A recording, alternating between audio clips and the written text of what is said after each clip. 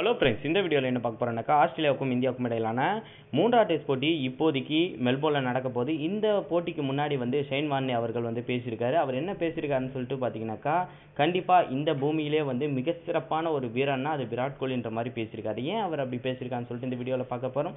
அதுக்கு முன்னாடி தமிழ் மாஸ் வீடியோஸை சப்ஸ்கிரைப் பண்ணாத நண்பர்கள் சப்ஸ்கிரைப் பண்ணிக்கோங்க. பக்கத்தில் இருக்க பெல் ஐக்கானை கிளிக் பண்ணிங்கன்னா எப்போல்லாம் நியூ வீடியோ அப்லோட் ஆகுதோ உடனுக்குடன் நோட்டிஃபிகேஷன் வந்துடும்.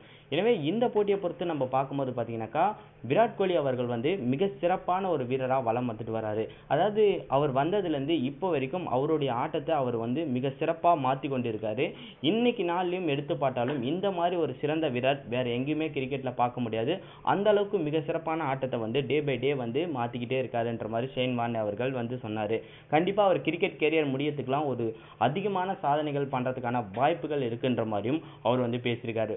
எல்லாருமே தெரியும், விராட் கோலியை பொறுத்த வரைக்கும் ஒரு மிக சிறப்பான ஒரு வீரன்றது எல்லாருமே ஒப்புக்கொண்ட ஒன்று தான். அதே மாதிரி தான் சுழல் பந்தில் ஒரு ஜாம்பவானா இருந்த ஷேன் வார்னே அவர்களும் இதை சொல்லியிருக்காரு. உங்களை பொறுத்த வரைக்கும் விராட் கோலியை பற்றின உங்களுடைய கருத்துக்களை கீழே இருக்க கமெண்ட் பாக்ஸில் கமெண்ட் பண்ணுங்கள்.